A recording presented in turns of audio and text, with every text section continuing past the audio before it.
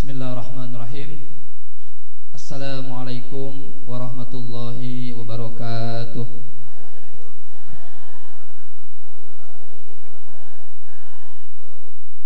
Alhamdulillahilladzi arsala rasulahu bil huda wa dinil haq liyudhhirahu 'alad dini kulli wa kafa billahi syahida. Asyhadu an la ilaha illallah wahdahu la syarika lah wa asyhadu anna Muhammadan abduhu wa rasuluh alladzi la nabiyya ba'dah. Allahumma salli wa sallim wa barik ala sayyidina Muhammad wa ala alihi wa ashabihi wa man tabi'ahu bi ihsanin ila yaumil qiyamah. Subhanaka la ilma lana illa ma 'allamtana innaka antal alimul hakim. Amma ba'd. Saya akan melanjutkan ibu-ibu kajian tentang sirah nabawiyah, sejarah Nabi yang pernah saya bahas. Walau alam masih ingat nggak sampai di mana? Bahasan tentang sejarah atau sirah nabawiyah. Setahu saya baru pertama kali ya waktu itu. Jadi dalam catatan saya sudah menyampaikan atau sampai kepada materi tentang Nabi ini disusui atau diasuh oleh Halimatus Sa'diyah, ibu susu Nabi ya. Nah, beliau itu disusui oleh Halimah sampai usia 2 tahun. Sesuai dengan masa penyusuan seorang ibu itu yang paling bagus kan 2 tahun. Wal walidatu yurdi'na auladahunna haulaini kamilaini. Jadi hendaklah para ibu itu menyusui anaknya selama 2 tahun penuh bagi yang ingin menyempurnakan susuannya. Itu Al-Baqarah 200 berapa itu? 33 ya, atau 23. Nah, setelah selesai kontrak ibu, karena kontraknya 2 tahun. Nah, ketika mau dikembalikan kepada ibunya, Halimah itu minta izin agar kontraknya diperpanjang. Karena ternyata dengan kehadiran Nabi di rumah beliau itu membawa keberkahan yang luar biasa. Tadinya beliau wanita miskin. Binatang ternak yang dia miliki sudah kalau unta atau kambingnya sudah tidak mengeluarkan air susu karena beliau miskin. Tapi sejak kedatangan Muhammad di rumah beliau itu menjadi berkah. Sampai akhirnya minta diperpanjang kalau bahasa sekarang kontraknya. Pada awalnya sang ibu itu menolak Aminah. Nah, tapi kemudian Halimah ini mendesak. Kata dia alasannya, saya khawatir kalau Muhammad kecil ini tinggal di Mekah itu akan terkena berbagai wabah penyakit yang biasa ada di kota kira-kira. Kalau Halimah kan tinggalnya di kampung. Nah, akhirnya diizinkan sehingga nanti setelah Halimah kembali mengurus atau menyusui Nabi, itu pernah ada kasus atau peristiwa yang disebut dengan pembelahan dada. Mungkin ibu-ibu pernah dengar ya. Jadi ceritanya diriwayatkan oleh Anas bin Malik di dalam Sahih Muslim. Jadi suatu waktu Nabi ini sedang bermain dengan teman-temannya di kampung Halimah As-Sa'diyah. Tiba-tiba ada seseorang, nah ini malaikat Jibril, mengambil Muhammad, ditelentangkan, kemudian dibelah dadanya, dikeluarkan hatinya. Nah, dari hati Muhammad itu kemudian diambil segumpal darah beku. Dan kata Jibril, ini adalah bagian setan darimu. Dalam diri kita itu, ibu-ibu ya, itu kan ada ada setan yang selalu mengganggu, menggoda kita. Nah, kalau dari Nabi itu sudah diambil oleh Jibril, sudah dikeluarkan, kemudian Jibril mencuci hati Nabi dalam wadah yang terbuat dari emas dengan air zam-zam. Lalu dijahitnya. Jangan tanya saya pakai jarum naon bunyi. Kalau air mah buruan wah modern. Pokoknya mah dijahit katanya dalam hadis, dikembalikan ke tempat semula sampai kemudian teman bermain itu kemudian kemudian berteriak. Kata mereka, Muhammad telah dibunuh gitu. Muhammad telah dibunuh. Lalu dilaporkan kepada Halimah. Setelah itu dia menjumpainya dan Nabi mukanya memang pucat. Wajar bu, tos dioperasi, pucat kan? Pucat ketika itu. Nah, dan nanti kata Anas bin dia pernah diperlihatkan bekas jahitan di dadanya. Jadi memang ada bekasnya. Nah, inilah kasus atau peristiwa pembelahan dada Nabi. Usia beliau antara 4 sampai 5 tahun. Ayah putra ibu 4-5 tahun dioperasi. Tapi dioperasi mah beda punya. Ieu mah dikeluarkan hal-hal yang nanti akan mengganggu, merusak Nabi dalam perjalanan beliau kelak menjadi seorang Rasul. Nah, itu peristiwa pembelahan dada. Apa pelajaran atau inspirasi atau ibroh yang bisa kita ambil dari peristiwa ini? Jadi dengan peristiwa pembelahan dada ini, Allah hendak menyampaikan kepada kita, kepada manusia, bahwa Muhammad ini adalah seseorang yang akan memikul, membawa sebuah tugas atau misi yang agung, sehingga dia perlu dipersiapkan sejak dini, karena dia akan membawa sesuatu yang sangat besar. Nah, dipersiapkan. Nanti karena itu kalau ibu-ibu membaca di dalam Quran, surah Al-Muzammil, surah ke-73 ayat 5, di sana ada ayat inna sanulqi alaika qaulan tsaqila. Sesungguhnya kami, kata Allah, akan menurunkan kepada engkau Muhammad perkataan yang berat. Yakni Al-Quran, ya Al-Muzammil ayat 5. Al-Quran tugas yang sangat berat. Maka supaya tugas yang berat ini ibu-ibu bisa dipikul, tentu orang itu harus dipersiapkan. Jadi seorang pemimpin juga begitu bu, tidak boleh instan.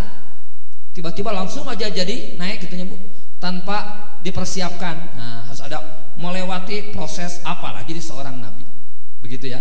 Itu ibroh atau pelajarannya.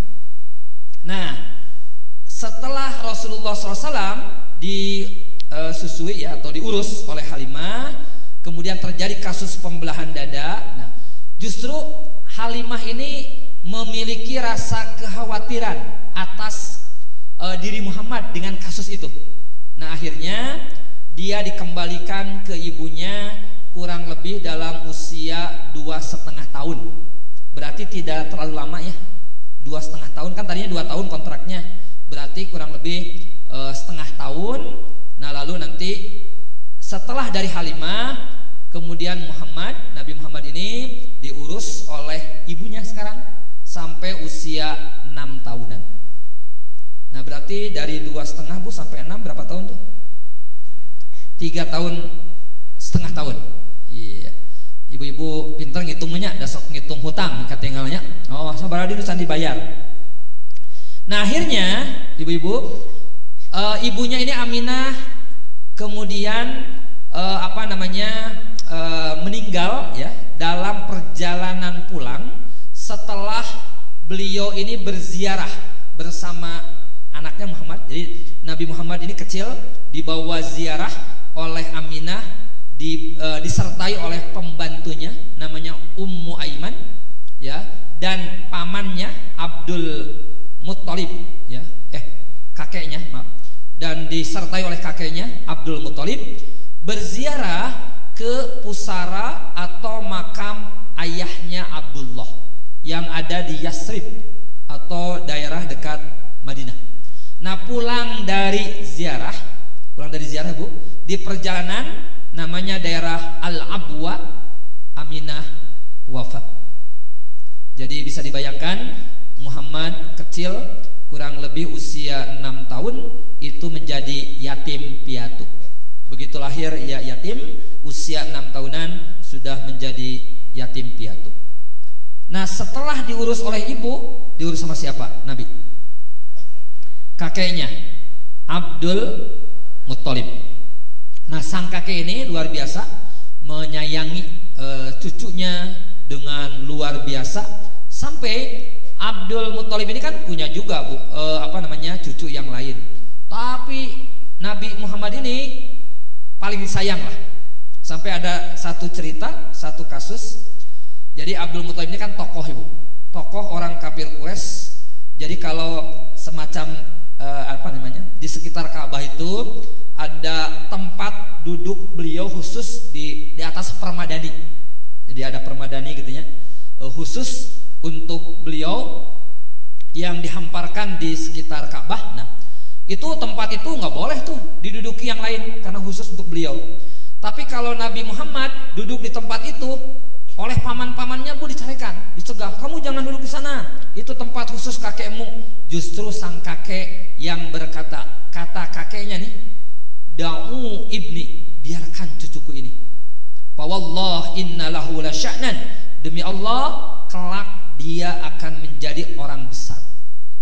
Jadi disayangi, dikasihi betul, sampai kalaupun dia menempati tempat duduk kakeknya itu dibiarkan. Yang lain mah terkenging Bu, nggak boleh, nggak bela gitu, diusir mungkin. Nah, dan Abdul Muthalib ini wafat ketika Nabi usia berapa tahun Bu? Ya, 8 tahun persisnya 2 bulan 10 hari. Kalau Ibu tidak percaya, hitung deh, baca sejarah. Pokoknya 8 tahun aja ya. Usia Nabi 8 tahun berarti ditinggal wafat oleh sang kakek. Jadi kakeknya ngurus Nabi 2 tahunan ya. Kan tadi dari 6 sampai 8. Nah, setelah diurus oleh sang kakek Abdul Muthalib, sama siapa sekarang diurusnya? Pamannya, namanya Abu Thalib. Nah, paman beliau ini satu ibu dengan Abdullah. Kan Abdul Muthalib itu Bu, itu juga abdi, istrinya lebih dari satu. Kalau abdi itu kan isti ya, isti atau apa Bu? Ikatan suami takut istri saya ini ikut. Jadi kata istri saya Bu, istri saya sebenarnya tidak melarang saya nambah istri, enggak. Istri saya itu istri soleha betul. Ayah kalau mau nambah mangga katanya. Saya itu aduh mau gerejat Bu, alhamdulillah rahatete Bu, geuning kieu nya. Nah, cuma syaratnya 3 cenah aya. Hiji, kedah lebih cantik daripada saya. Dalam hati saya yang paling kecil Bu, insyaallah tiasa diusahakeun. Berarti ada yang lebih cantik seueur Bu daripada istri saya. Yang kedua, syaratnya kedah lebih solehah ketimbang saya. Insyaallah tiasa diusahakeun. Abdi seueur lah, gaduh rencangan, gaduh pasantren, santrina seueur, tinggal menta we hiji, piraku moal diberenya. Nah, yang ketiga, nah ini yang agak berat, langkahi dulu mayat saya. Itu kata istri saya. Jigana wajah ibu-ibu teu beda jeung istri abdi, boleh cenah langkahi dulu mayat saya. Atau ibu-ibu itu gini prinsipnya ke suaminya. Ibu melarang nggak suami ibu nambah istri? Tidak, karena itu adalah perintah di Quran, bukan perintah, ada aturan syariatnya boleh. Boleh silahkan, asal jangan suami saya saja. Biasanya begitu Bu ya. Jadi silahkan para suami mau poligami asal ulah caroge abdi. Nah, jadi balik lagi ya, saya nggak mau berpanjang lebar dalam urusan poligami, pas suku ibu-ibu diserang kan. Poligami yang sukses Bu, teu kudu bebeja cepat. Nah, jadi Nabi diasuh sekarang oleh Abu Thalib pamannya. Nah, ketika Nabi diurus oleh Abu Thalib, Nabi sudah mulai belajar kerja. Ya, sudah mulai belajar mandiri. Apa yang beliau lakukan? Menggembalakan kambing milik orang-orang Mekah. Karena posisi ekonomi pamannya ini juga sedang mengalami krisis ekonomi, Abu Thalib ini. Nah, di dalam hadis Imam Al-Bukhari Bu, itu Rasulullah pernah bersabda, Allah tidak mengutus seorang nabi melainkan ia menggembalakan kambing. Jadi maksudnya hampir semua nabi dan rasul itu pernah menggembalakan kambing. Lalu para sahabat bertanya, apakah engkau juga sama pernah menggembalakan kambing? Apa jawaban Nabi? Ya, saya pernah menggembalakan kambing dengan upah beberapa kirot. Kirot itu kepingan dinar, namun ayeuna nama rupiah gitulah, dibayar milik penduduk Mekah. Di dalam usia yang masih muda, Nabi sudah berusaha bekerja selain untuk dirinya juga membantu ekonomi pamannya. Nah, coba saya mau nanya ke ibu-ibu. Hampir semua nabi ini, Bu, pernah menggembalakan kambing ya. Nah, kira-kira, Bu, apa pelajaran atau ibrah atau inspirasi mengapa nabi ini kok, para nabi ya, dilatih, dididik oleh Allah, salah satunya dengan menggembalakan kambing. Kenapa, Bu? Sok ibu-ibu malikir saeutik. Kira-kira, Bu, naon? Pelajarannya, rahasianya, inspirasinya apa, Bu? Biar mandiri, betul. Menguji mental, apalagi, Bu? Kesabaran. Oh, berarti ibu pernah ngangon nya apal geningan menyayangi binatang. Jadi gini, Bu, binatang saja disayang kemudian suaminya. Binatang aja disayang kemudian suami cenah lebih disayang. Nah, Ibu, kalau kita belajar tentang menggembalakan kambing, itu sebenarnya prinsip utamanya tentang kepemimpinan. Bahasa kerennya, Bu, leadership. Di dalam menggembalakan kambing itu ada proses belajar memimpin. Nah, jadi Ibu bisa bayangkan tuh ngangon meri mungkin punya, pernahnya suami mungkin, atau menggembalakan kambing. Di sana ada prinsip kepemimpinan.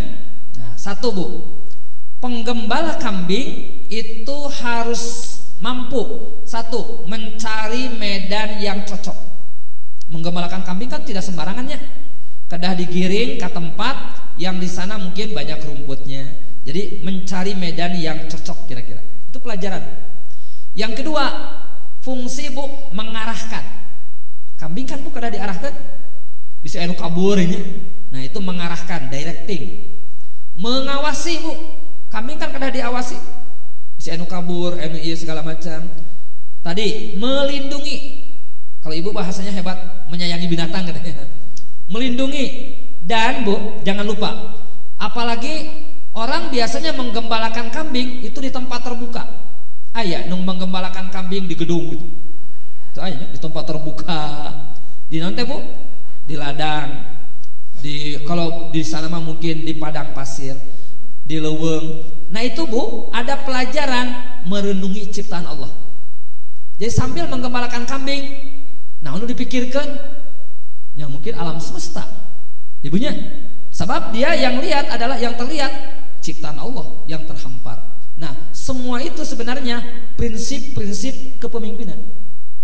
Menggembalakan kambing. Nah, itu sebenarnya pelajarannya. Jadi ibu-ibu kalau mau beralih profesi menggembalakan kambing mangga. Baik, Bu, selain menggembalakan kambing, ketika Nabi diasuh oleh pamannya, apalagi? Betul. Usia berapa tahun, Bu? Ya, 12. Di usia 12 tahun Nabi diajak berdagang oleh pamannya kemana? Ke Syam. Sam itu sekarang nabuk Palestina, itu Sam, daerah Sam. Libanon ya, daerah Sam. Nah, ada betul Syria. Ketika sampai di satu tempat, Ibu, namanya Busra, Nabi dan pamannya bertemu dengan seorang pendeta. Pendeta itu berarti tokoh agama Kristen ya. Siapa namanya, Bu? Pendeta siapa namanya? Kalau dulu ketika Nabi pertama menerima wahyunya, itu kan oleh Siti Khadijah dibawa juga ke tokoh Kristen, namanya saha? Kalau dulu Waraqah bin Naufal dulu ya. Kalau sekarang pendeta namanya Buhairo. Mungkin pernah dengar ya, Buhairo. Nah, Buhairo ini, ibu-ibu, ketika melihat Nabi SAW, itu beliau melihat satu keanehan. Mengapa? Karena Nabi selalu dinaungi oleh awan. Jadi Nabi pergi berangkat kemanapun itu ada awan yang menaungi. Jadi terkadang nganggo payung Nabi mau, Bu, dinaungi oleh awan. Nah, sampai Buhairo ini kemudian menghampiri lalu memeriksa tubuh Nabi, diperiksa tubuhnya. Dan ketika Buhairo melihat di punggung Nabi ada tanda kenabian. Ada stempel bu, ada tanda kenabian. Lalu Buhairah berpesan kepada pamannya Abu Thalib supaya segera kembali lagi ke Mekah. Khawatir nanti ada yang mengetahui dan bahaya. Dan supaya Muhammad ini dijaga, dilindungi karena khawatir ditangkap oleh orang-orang Romawi dan Yahudi. Begitu. Dulu orang Yahudi itu bu, mereka Nabi saja dibunuh, gitu ya. Apalagi ini Muhammad bukan dari kalangan Yahudi.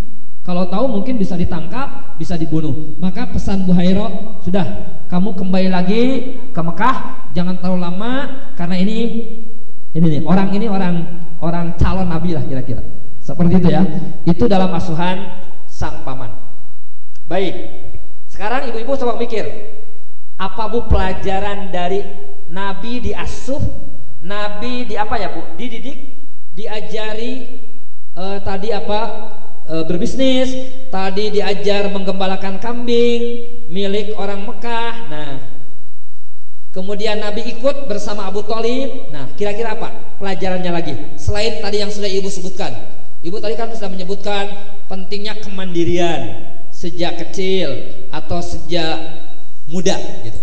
Apa bu pelajaran yang lain? Memiliki sifat ibu mengambil ibrah itu dari mananya kira-kira? Sifat tawadu. Ayat tadi abi nyari tawadu itu tadi. Kira-kira apa bu? Nah, daripada lila teuing punya ku abi jawab hiji-hiji. Ayat dulu. Satu bu. Nah, kalau bahasa sekarang bu, Nabi ketika berdagang bersama Abu Thalib itu fase menjadi seorang asisten. Terang asisten bu. Nah, asisten deh, pembantu. Jadi bu, orang katanya bu, kalau mau sukses perlu ada mentor. Terang mentor. Nah, mentor teh, pembimbing. Jadi kalau kita baru bisnis pertama, cara untuk mengejar kesuksesan ikuti orang yang sudah sukses. Berguru, ikuti kemana aja. Nah, namanya proses asistensi. Lamun di mahasiswa bu, sok aya atau di siswa magang, sok aya KKN, itu sudah belajar. Magang itu kan belajar di sebuah tempat, sebuah perusahaan. Mereka bagaimana belajar dari orang-orang yang sukses. Jadi begitu bu. Ibu kalau ingin sukses, ibu ingin jualan, bu, ingin jualan kerudung. Ibu belajar ke Robani, profesornya kerudung tuh. Kalau bisa ngobrol dengan orangnya, bahkan ikut mungkin. Nah, itu namanya proses asistensi. Itu dilakukan oleh Nabi dengan pamannya. Yang kedua, tadi sudah sudah disinggung dan ini menjadi penting. Karakter seseorang termasuk ketangguhan itu akan terbentuk dari proses perjalanan. Bahasa kerennya bu, traveling. Bahasa ibu-ibu mah healing. Masuk healing ibu sok? Paling resep kan ibu-ibu. Jalan-jalan itu penting bu, penting. Mengapa? Karena dengan melakukan perjalanan itu memperluas cakrawala, cara pandang. Kalau kata orang Sunda, tekurung batok bu. Kalau ibu di rumah saja, pengetahuan, pemahaman terbatas. Tapi kalau kita bu, jelong-jelong keluar negeri bahkan bu, wah itu cakrawala berpikir kita kan luas. Tapi lamun di Cimahi, di Imam ke Garut minimal tuh ibu, supaya ibu lihat budaya segala macam. Ini contoh bu. Ibu, alhamdulillah saya ditakdirkan bisa kuliah di Mesir bu 4 tahun. Alhamdulillah saya 5 tahun bahkan 4 tahun beres. Saya di sana bu bertemu dengan mahasiswa dari berbagai negara. Orang Asia, madhab fikihnya umumnya Syafi'i. Teman saya bu orang Turki, madhabnya umumnya Hanafi. Teman saya dari Afrika banyak yang madhabnya Maliki. Kalau Jazirah Arab, Saudi Arabia itu Hambali. Lengkap di satu asrama 4 madhab aja. Jadi saya dulu waktu Ramadan di masjid asrama saya, sholat tarawih itu ada tiga sesi. Di sini kan sesinya. hiji imam Bu anu madhabna ngan 11 ikut imam 8 rakaat. Begitu 8 mundur masing-masing salat witir. Aya nu di masjid, aya nu di kamarna. Nah, imam meneruskan 23. Di urang paling saya 23. Nah, Ibu, tarawihnya penduduk Madinah itu, Bu, itu adalah 36 rakaat. Wow, aya nu kitu di dia. Di urang malah pasea nu 11 jeung 23 teh. Pasea. Ibu, salian capek pasea, Bu.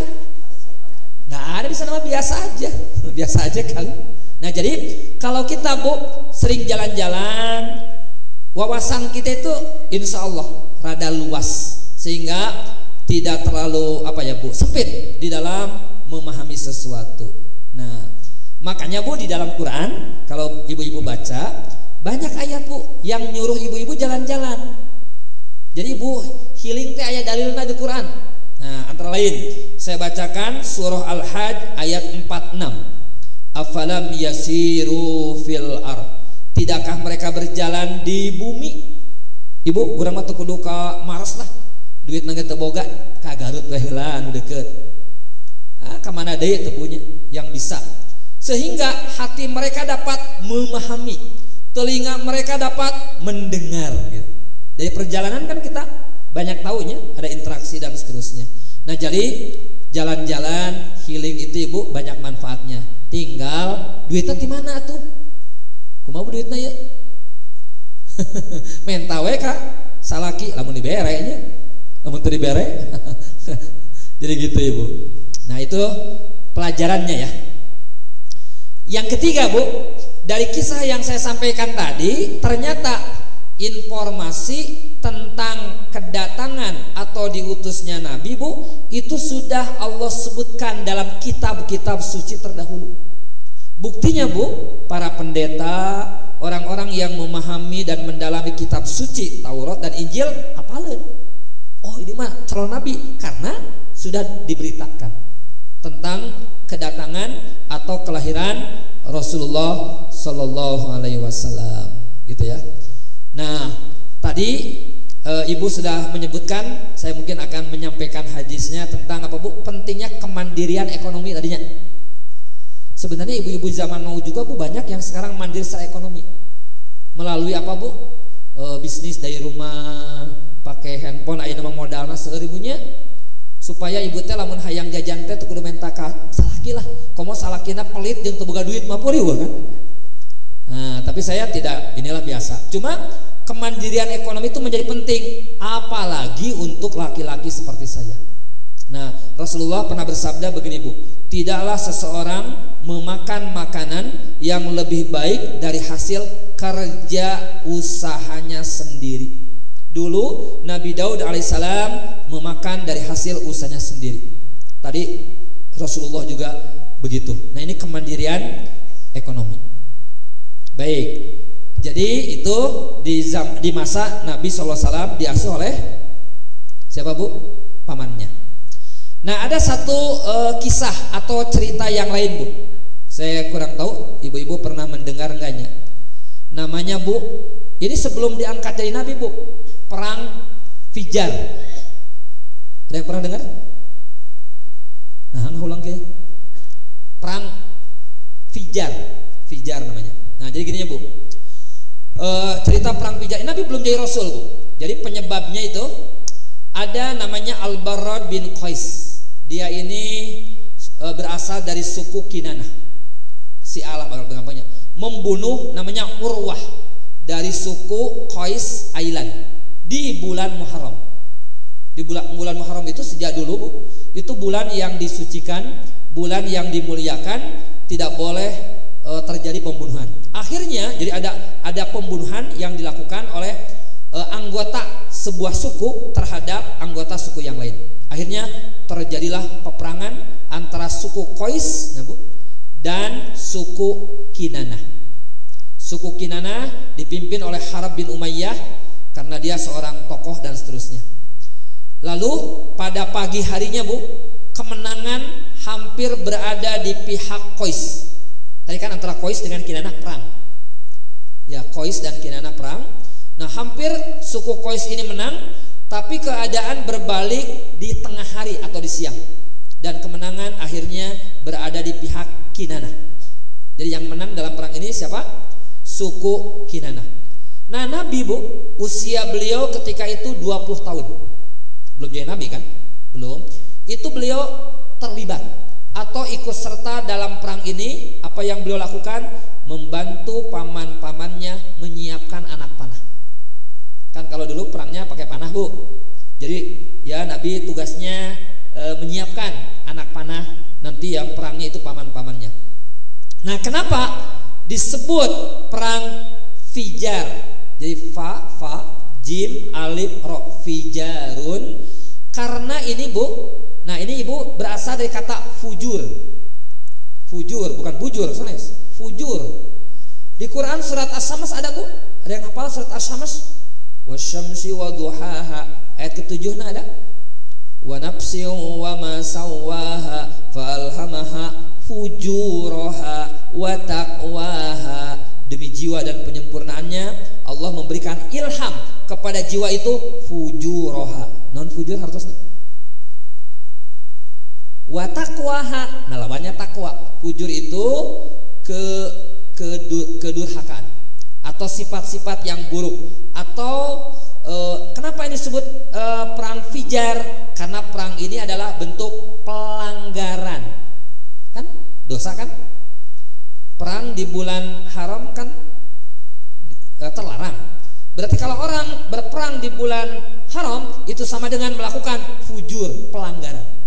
Nah, maka disebutnya perang Fijar, perangnya Fijar. Nah, jadi itu, Bu, Nabi pernah terlibat dalam satu peperangan namanya perang Fijar. Tugas beliau tadi menyiapkan anak panah sebelum beliau jadi Nabi. Kalau nanti sudah jadi Nabi ada beberapa peperangan yang mungkin nanti akan kita ceritakan. Sekarang coba, Bu, apa pelajarannya kira-kira dari keterlibatan Nabi di usia yang masih muda, 20 tahun, beliau ikut serta di dalam peperangan ini. Apa pelajaran, ibrah, hikmah, inspirasinya? Belajar jadi apa, Bu? Pemimpin bisa. Apalagi? Ya, memberantas kejahatan. Jadi satu, mungkin Nabi telah diasah mental dan kesiapan membela diri dan berperang sejak muda. Melalui perang ini Nabi juga bisa melihat secara langsung watak masyarakat jahiliyah saat berperang. Memang kan orang Arab itu, Bu, bersuku-suku. Jadi harga diri, kemuliaan, kehormatan sebuah suku itu sangat penting banget. Kalau ada yang menyerang segala macam, wah itu bisa terjadi peperangan. Nah, yang kedua tadi sudah saya sampaikan, pemimpin tidak lahir mendadak. Seorang pemimpin mesti melalui proses.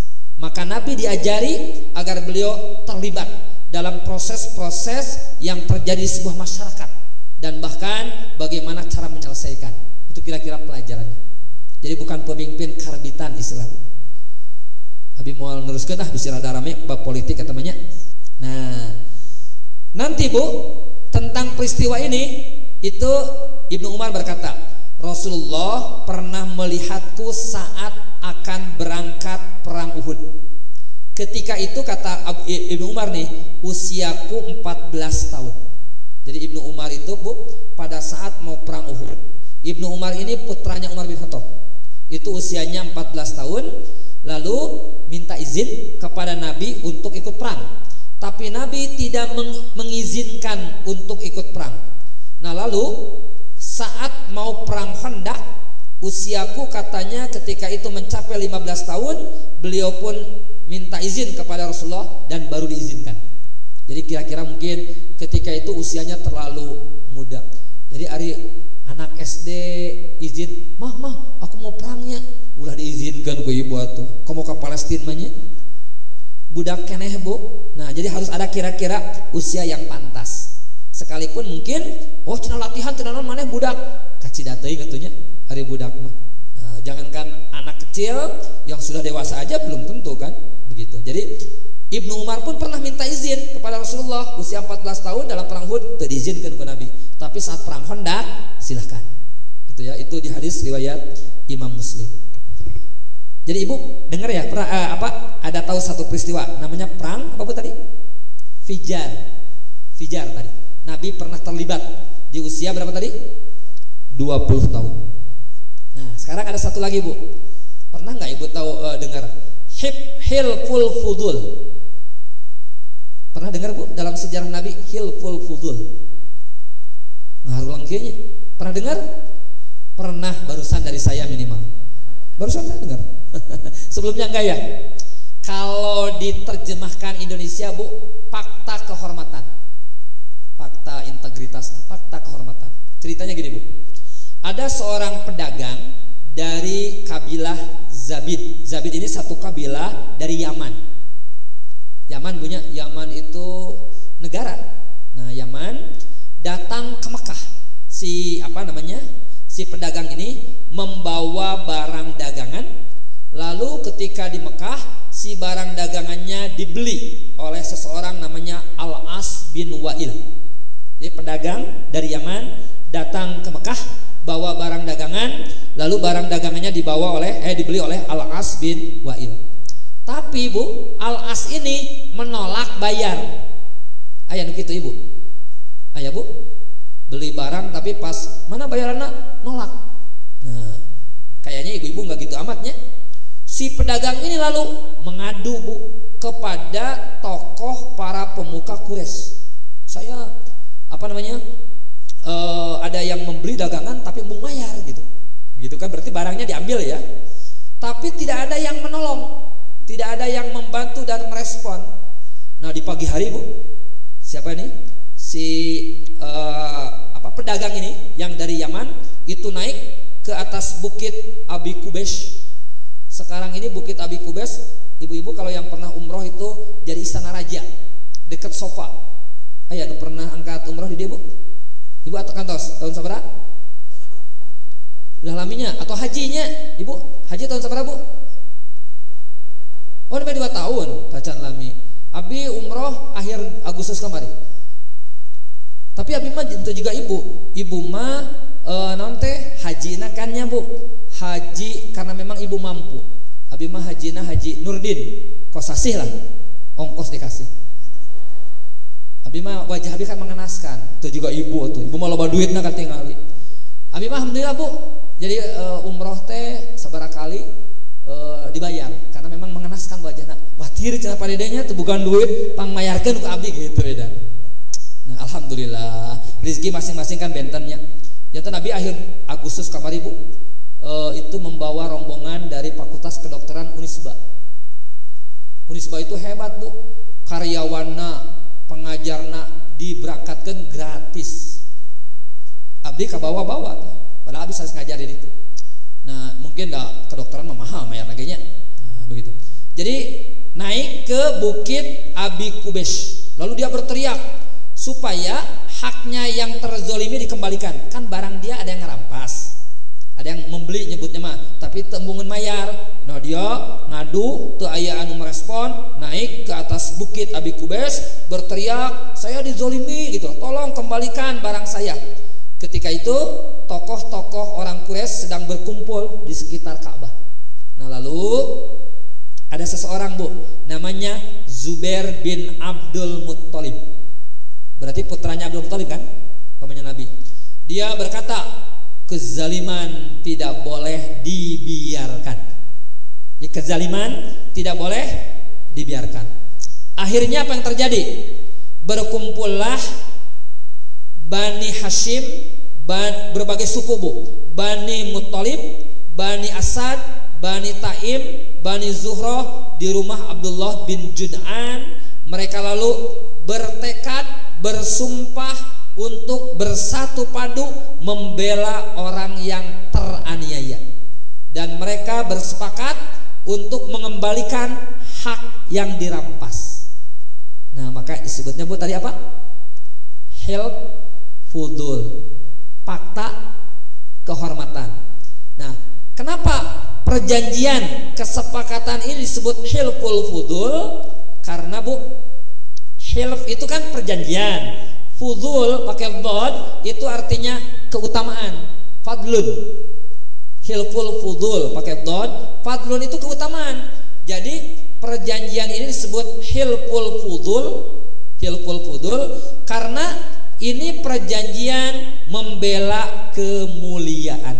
Kan bagusnya membela orang yang tertindas, membela orang teraniaya.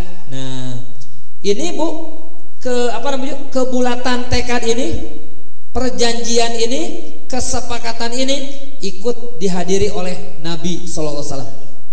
Jadi Nabi ikut apa Bu? Menghadirinya. Nah, inilah yang disebut dengan hilful. Baik, itu cerita Nabi Bu. Sekarang mangga Ibu mikir deui. Naon kira-kira Bu pelajaran nuku orang tiasa dicandak tina peristiwa ieu? Kanggo urang ayeuna sadayana. Naon kira-kira? Tina peristiwa hilful fudul tadi Bu. Naon pelajaran, ibrah, inspirasi, ajaran atau apapun istilahnya yang bisa kita ambil. Hiji naon Bu? Halo? Naon Bu? Cing, naon Bu? Berani naon Bu? Berani membela yang benar atau membela yang bayar?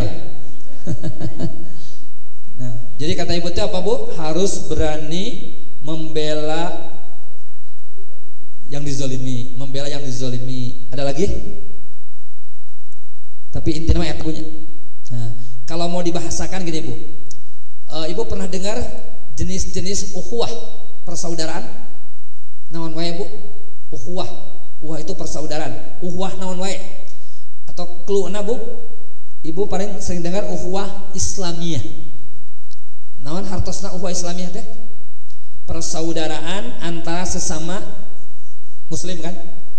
Nah, apakah ada Bu persaudaraan sesama manusia? Aya?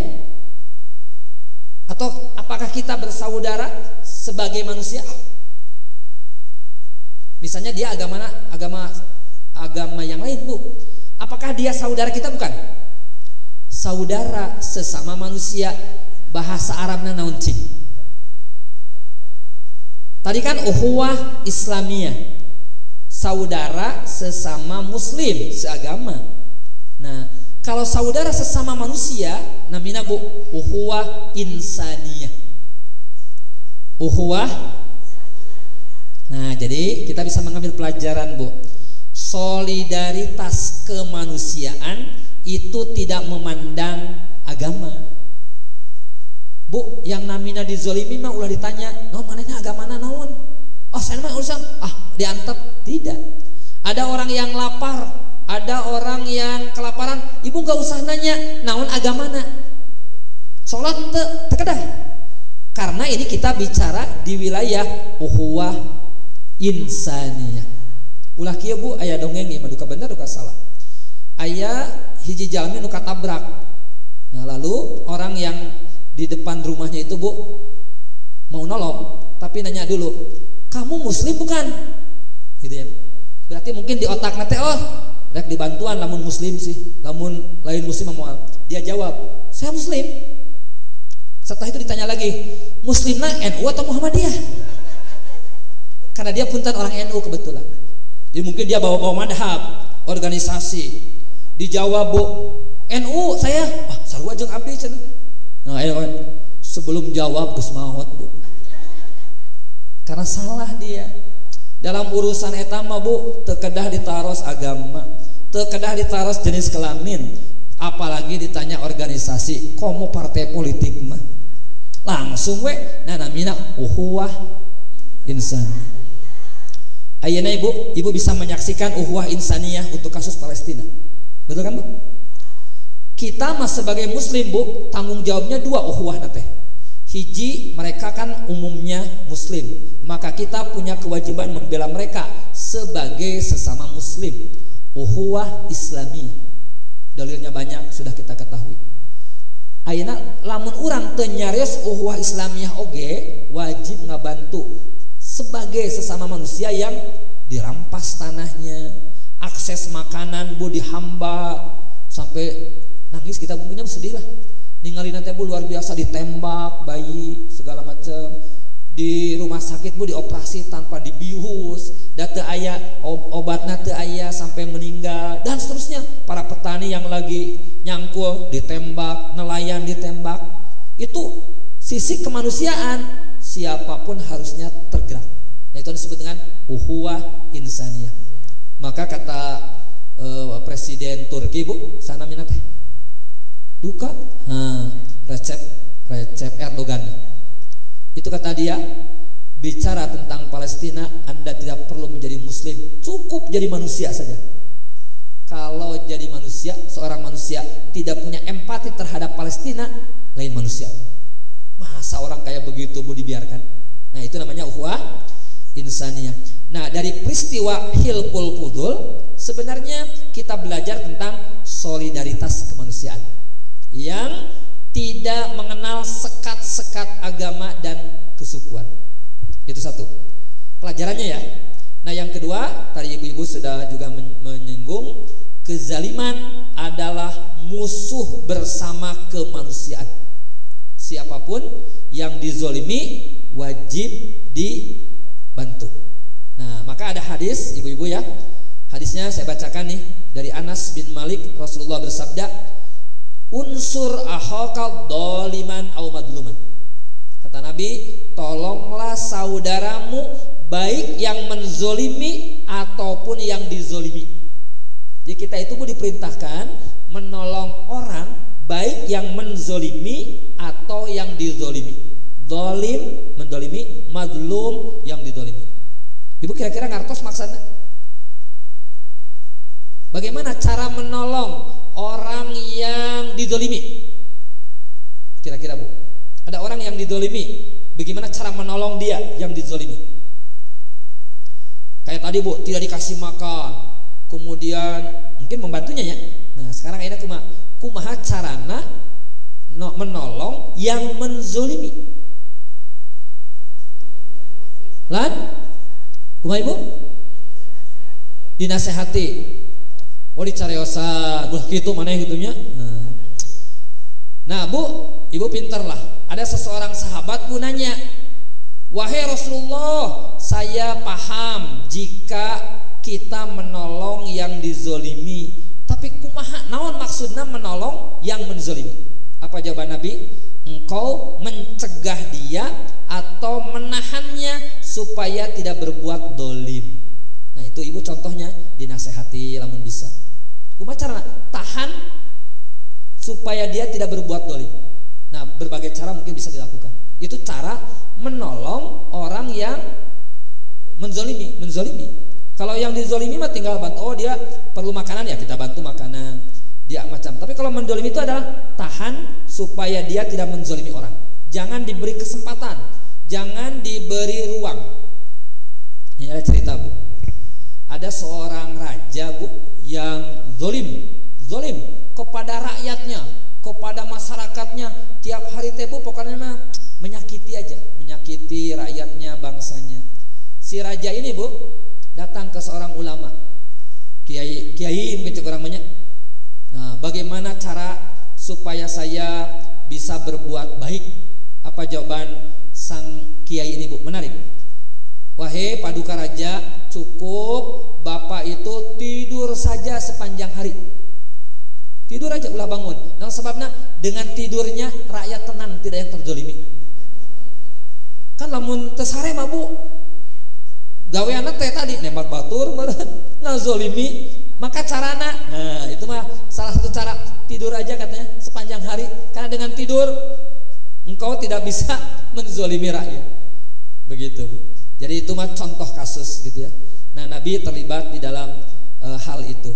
Nah, nanti ketika Rasulullah SAW sudah diangkat jadi Nabi Bu, beliau mengenang peristiwa tadi. Nah, namanya tadi teh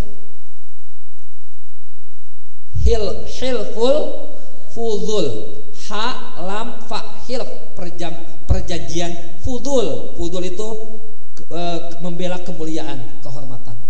Ayeuna nama mungkin fakta apalah, fakta kehormatan. Nah, kata Nabi gini Bu, saya pernah menghadiri sebuah perjanjian bersama paman-pamanku di rumah Abdullah bin Jud'an. tidak ada yang melebihi kecintaanku pada unta merah kecuali perjanjian ini. Seandainya aku sekarang diajak untuk menyepakati perjanjian ini di masa Islam, pasti aku akan menyambutnya. Padahal ketika itu Bu, orang-orangnya bukan orang muslim semua. Ada yang non muslim, ada yang musyrik, tapi lagi-lagi bicara tentang kemanusiaan. Nah, itu namanya hilful udul. Nah, sekarang coba kita, tadi selain tadi ya pelajarannya, ada lagi pelajaran yang lain gak Bu? Selain kezoliman perlu dihentikan, kemudian apa tadi lagi Bu? Kita harus menolong orang yang dizolimi. Nah, kalau dihubungkan dengan itu kan Nabi ikut terlibat di dalam sesuatu yang terjadi di zaman jahiliyah. Jadi pelajarannya apa? Islam ini Bu, sistem yang sangat terbuka terkait dengan kreasi manusia untuk hal-hal yang bersifat kebaikan. Jadi kalau urusannya bukan ibadah Bu, urusannya misalnya teknologi, urusannya adalah sarana duniawi, Islam itu terbuka, tidak anti. Oh iya macana rada berat Bu, lamun orang tekenging menggunakan produk-produk yang dibuat oleh non muslim. Iya, buatan non muslim kabeh juga ya, handphone ya segala macam. Nah, wilayah itu mah lain wilayah, bukan wilayah ibadah mah toh. Islam itu terbuka kalau ada sebuah kreasi yang bikinnya misalnya non muslim, selama itu mendukung kebaikan, sarana kebaikan, nggak apa-apa kita menggunakan. Hari ini nunyiannya sahanya kira-kira Cina, Israel, Cina lah punya produk Cina mungkin ditanya. Bu lihat produk Cina lan. Oh Indonesia alhamdulillahnya. Iya mah ada apa? Alhamdulillah Indonesia. Iya mah contohnya aya produk di Cina kan aya mah marurah Bu. Dibeli, dipakai adan. Sah teu adana? Teu naon sahnya Bu? Oh ternyata teu sah adana. Naon sababna? Produkna di Cina. Tah eta mah Bu urusan begitu banyak sarana. Tidak ada sarana mah teu aya kira-kira apa ya? Oh ya kedah Islami jadi tidak lah tidak. Karena Islam juga terbuka. Ini Bu, saya beri contoh nih. Di masjid Ibu sok aya namina teh naon Bu? Tempat ieu teh Bu, tempat dulu mah toa teh disimpan di luhur. Menara kan? Nah, Ibu tahu bahasanya menara. Bahasa Indonesia kan menara. Bahasa Arabnya Bu, manarot. Coba, yang tahu arti manaroh? Ya, itu bahasa Indonesia. Nah, Ibu, manaroh teh tina akar kata narun. Api lah ulah neraka teh sieun tapi neraka. Api Bu. Narun teh api. Berarti secara bahasa manaroh itu tempat api. Coba Ibu di pikiran. Nyambung teu tempat adzan jeung tempat api. Lah, kunaon atuh disebut tempat api? Manaroh. Nah, Ibu harus belajar sejarahnya. Dulu Bu, ketika Islam itu sudah meluas, Islam berinteraksi dengan berbagai budaya di luar Jazirah Arab. Nah, dulu Bu, orang-orang Majusi nyembah naon? Sene, api. Nah, api itu kadang-kadang oleh mereka ditempatkan di satu tempat tertentu. Jika nama-nama orang menyaina teh ada semacam bangunan khusus di sana dinyalakan api lalu mereka menyembahnya. Nah, ketika Islam Bu masuk ke berbagai daerah wilayah itu Bu, si tempat api itu oleh Islam diambil sebagai budaya, tapi fungsinya dirubah. Yang jadinya tempat api dijadikan tempat adzan, tapi namanya dipertahankan. Jadilah manaroh. Lamun Ibu teu maca sejarah eta moal nyambung. Kok tempat adzan jadi tempat api? Nah, ceritanya itu. Jadi kita tidak bisa serta-merta, oh kalau gitu orang Islam musyrik dong. Itu kan mengambil budaya Persia, agamanya Majusi. Nah, enggak, karena sudah dirubah makna fungsinya. Itu mah hanya simbolnya saja. Kalau begitu Bu, nah itu nanti orang-orang ITB pada musyrik kabeh. Coba lihat Ibu tahu lambangnya orang ITB? Naon namina teh Kang? Ganesha. Naon Ganesha teh Dewi naon atau dewa naon? Dewa ilmu pengetahuan. Di agama naon ayana Kang? Antara Hindu jeung Buddha. Lamun kitu orang ITB atuh nyembah ka dewa Ganesha. Henteu, da eta mah ngan saukur nyandak lambang atau simbol. Diambil simbol ilmu pengetahuannya, tidak dijadikan mereka sebagai dewa yang disembah kayak gitu. Gitu Bu, contoh seperti itu. Jadi Islam ini sistem yang terbuka untuk semua berbagai kreasi yang tujuannya untuk hal-hal kebaikan ya, tidak apa-apa dalam hal itu. Nah itu mungkin ya antara lain pelajarannya. Saya sampai di sini dulu, mau membuka ruang untuk tanya jawab. Barangkali ada yang mau nanya. Kalau iya pelajaran rada lieur, boleh nanya yang lain. Tapi mau tentang sejarah, mangga. Kan saya dimintanya pakai sejarah. Oh boikot punya. Nah sekarang berarti gini Bu. Jadi saya harus mulai dari sini Bu. Kemarin ini Bu ada fatwa dari MUI. Saya lupa, coba saya buka dulu ya. Bulan November Bu, bulan November tahun ini. Nah yang di fatwa itu, judul fatwanya sebenarnya bukan fatwa bukan fatwa boikot. Nah tapi di dalamnya nanti ada hal yang terkait dengan boikot gitu ya. Nah jadi fatwa itu kalau nggak salah hukumnya hukum mendukung Palestina. Fatwa ya MUI. Nah bukan fatwa sekali lagi boikot ya. Nah tapi di dalamnya, ntar saya buka dulu ya. Nah Ibu fatwanya dulu ya. Fatwa MUI nomor 83 tahun 2023. Fatwanya isinya ada 4. 1. Mendukung mendukung perjuangan kemerdekaan Palestina atas agresi Israel, hukumnya wajib. Itu 1, fatwanya nomor 1. Kedua, dukungan bisa dalam bentuk distribusi zakat, infak dan sedekah. Jadi kata fatwa itu boleh zakat kita, zakat, infak, sedekah itu disalurkan ke Palestina. Di fatwa yang ketiga memang Ibu, pada dasarnya zakat itu yang terbaik untuk lingkungan sendiri, lingkungan yang terdekat sebelum yang jauh. Tetapi dalam kondisi tertentu kayak darurat, kayak sekarang itu dibolehkan. Nah yang keempat isi fatwanya, mendukung agresi Israel terhadap Palestina itu hukumnya haram. Mendukung agresinya Bu, tidak boleh. Itu fatwa. Cuma di dalam fatwa itu ada rekomendasi. Terang rekomendasi? Apa rekomendasi Kang? Semacam saran. Nah, saya akan yang poin nomor 3-nya aja supaya tidak terlalu lama. Umat Islam diimbau untuk semaksimal mungkin menghindari transaksi dan penggunaan produk yang terafiliasi dengan Israel serta yang mendukung penjajahan dan Zionisme. Jadi rekomendasi MUI itu ada kalimat itu. Itulah yang kemudian menggerakkan di Indonesia upaya-upaya yang kemudian disebut dengan boikot. Nah sekarang gini Bu, kita mungkin nanti akan sampai kepada sejarah Nabi, tapi saya bocorin sekarang. Nabi pernah nggak diboikot oleh orang kafir Quraisy? Berapa lama? 3 tahun. Diboikot Ibu. Boikotnya 2, ekonomi dan sosial. Tidak boleh ada barang dagangan yang masuk segala macam. Secara sosial Nabi diisolir sampai Nabi mengalami kelaparan luar biasa bersama keluarganya. Seluruh keluarga Nabi, Bani Hashim dan Bani Abdul Muthalib itu sepakat membela Nabi semua. Hanya ada 1 orang Bu, keluarga Nabi yang tidak mau menandatangani fakta ini. Siapa namanya? Halo? Satu-satunya. Wallahu alam. Betul. Abu Lahab. Yang lain Bu, yang lain nandatangani. Saya siap membela keluarga Nabi. Itu 3 tahun, luar biasa. Contoh ya, Nabi pernah diboikot. Nah sekarang cara memboikot juga pernah dilakukan oleh seorang sahabat. Nah ada seorang sahabat Bu, namanya Sumamah pakai sa bin Usal. Dia ini adalah pemimpin suku Yamamah. Kalau ibu dengar Yamamah, itu sebuah suku atau kabilah dekat Madinah yang di sana dulu ada yang ngaku nabi palsu.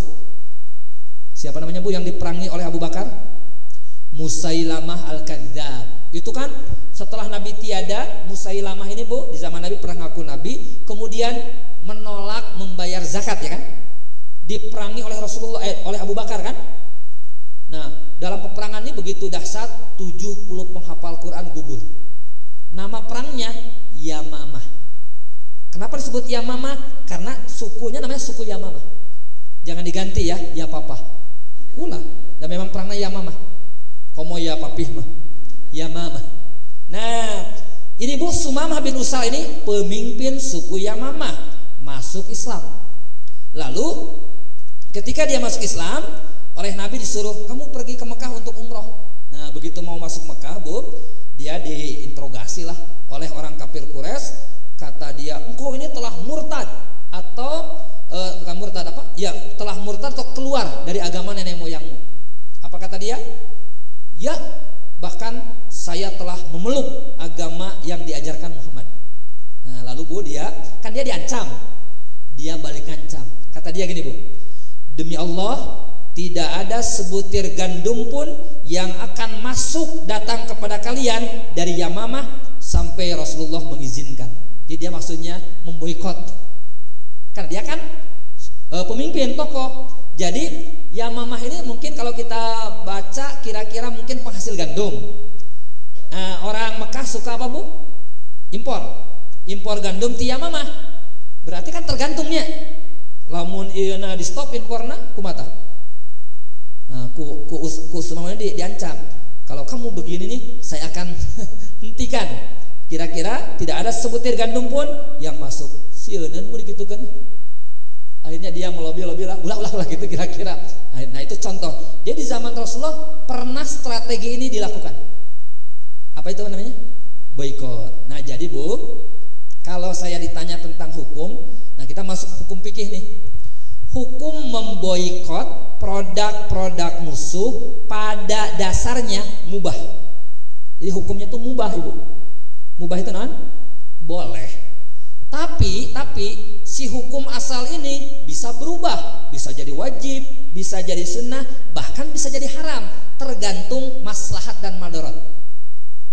Kan kalau kita memboikot tapi memadaratkan orang, ya ulah tuh. Dan naminagekan strateginya, strategi menghadapi musuh. Nah, maka kalau namanya strategi, dengan cara ini harus ada dampaknya. Maka para ulama mengatakan hukum dasarnya mubah, bisa wajib memboikot, bisa anjuran sunnah, tapi juga bisa haram, tergantung maslahat dan mafsadat. Kemaslahatan atau kemafsadatan yang didapatkan. Nah, jadi dilihat seperti itu pada dasarnya. Maka kenapa? Karena boikot itu pada dasarnya bertujuan apa, Bu? Memberi tekanan secara ekonomi kan. Nah, jadi sekarang kalau dibalikan ke kita, ya, kalau mungkin kita bisa melakukan itu dalam wilayah-wilayah yang kita mampu. Kayak tadi kan saya dengar dari Ibu ya, Ibu kan tukang masak, katanya Bu apa tadi teh? Yang terafiliasi ke sana, betul? Nah, jika itu betul, produk itu terafiliasi, nah, dan sekarang kan ada penggantinya, nah memang lebih bagus. Apalagi itu buatan dalam negeri misalnya. Contoh Bu, sampo, kemudian apalagi Bu, segarkannya. Nah, kalau itu bisa melakukan, itu mangga silahkan. Nah gitu ya, pada dasarnya silahkan. Nah tapi catatan saya gini Bu, karena ada yang mengatakan itu kan misalnya tadi halal atau haram? Nah, halal kan? Bahkan mungkin ada logonya. Ketika kita memboikot suatu produk yang halal, bukan berarti mengubah hukum eta barang, tidak. Jadi barang eta halal tetap, tapi yang kita cegah atau kita haramkan adalah transaksinya, kegiatannya, aktivitasnya Ibu. Jadi haram teh aya dua Bu, haram lidzatihi, haram lighairihi. Haram lidzati itu adalah haram yang memang bendanya haram. Contoh non? Daging babi, non Ibu? Minuman keras. Haram kan? Zatnya. Nah, eta mah Bu memang kita tidak boleh mengkonsumsinya, tidak boleh memperjualbelikannya kan? Itu namanya haram lidzatihi. Tapi kalau haram bukan karena zatnya, itu namanya haram lighairihi. Contoh yang lain mungkinnya Bu. Betul. Pizza. Nah, dia kan ari ayam nama halalnya bahkan aya logona. Nah, yang kita haramkan ketika kita memboikot bukan mengharamkan produk ayamnya, tapi aktivitas kegiatannya gitu. Nah, kalau itu bisa mampu ada cara yang lain silahkan. Jadi itu ditimbang-timbang itu saja Bu. Tapi kalau itu membahayakan, memadaratkan kita sendiri, misalnya Produk itu satu-satunya produk, tidak ada alternatif. Kalau kita memboikot, kita sendiri kesulitan. Ya jangan. Namanya juga sebuah siasat dan strategi. Kira-kira begitu. Kalau ditanya hukumnya, ternyata ibu-ibu sudah menjalankan ya kan. Pasta gigi kan seueur. Tapi alternatifnya Bu, menurut saya Bu, ini di satu sisi ada bagusnya Kangnya, beralih ke produk-produk lokal. Betul kan? Di sisi yang lain, nah gitu. Wallah alam. Gimana Ibu? Tapi betul, diboikot. Kasihan juganya. Kasihan juga yang itunya yang kerjanya. Betul. Malahan banyak yang di PHK. Di PHK segala macam. Nah, gini Bu teorinya. Jadi kan di sini ada kemaslahatan, ada kemadorotan. Nanti caranya Bu ditimbang mana madorot yang lebih besar dan lebih kecil. Nah, memang bagusnya ada solusi Kangnya. Itu kan yang bekerja adalah sesama kita. Ketika yang diboikot, tujuannya kan supaya Israel berdampak. Kalau bisa mungkin si YT Bu difasilitasi ayah pekerjaan yang lain. Maka yang bagus mah idealnya ke negara kan diboikot. Karena politik bagus itu. Kalau sekarang secara pribadi kadang-kadang betul Bu berdampak karyawannya tidak mendapat. Nah, tapi teorinya nanti gini Bu. Kalau ada dua kemadorotan yang kita hadapi, maka pilih kemadorotan yang paling kecil. Saya beri contoh nih Bu. Ada seorang ibu hamil Bu, tapi si bayinya itu kata dokternya gini, ibu harus digugurkan kandungannya. Kalau tidak digugurkan akan menyebabkan kematian ibu. Ibu menggugurkan kandungan itu madorot enggak? Bayinya kan maut. Tapi kata dokter, kata medis Bu, lamun dipertahankan si ibuna anu maut. Ibu milih ibu nu maut, milih budak maut. Dua nana atuh doh. Iya, ibu milih yang mana? Tiasa milih dua nana. Cok ibu, lamun Bu, nih lamun digugurkan berarti orang mautan si budak, madorot. Juga menghilangkan nyawa. Tapi lamun dibiarkan ibuna nu maut. Nah maka milih mana? Sok. Ibu milih mana? Lan? Sedikit madorot anaknya nya. Kenapa? Coba Kang. Satu. Si apalan si Akang mah. Lamun pintar si Akang mah. Karudi mah pintar. Jadi kalau enak maut budakna, si ibu masih punya peluang untuk punya anak lagi. Dari sisi yang lain gini Kang. Sekarang Ibu, si bayi belum, kalaupun lahir pasti hidup enggak? Oh, belum tentu. Jaga yang kehidupannya sudah jelas. Kan ibunya sudah jelas. Nah itu namanya gitu Bu teori dalam menghadapi dua kemadorotan. Ibu, aya rerencangan ibu titelem perlu bantuan. Ibu di sisi walungan tapi itu bisa ngojay. Cing. Lamun ibu ngojay, ibu maut. Jadi antap atau tulungan. Nah gitu teorinya. Teori usul fikih Bu, antap itu nanaon. Paling ibu curi, aduh. Naon sababnya?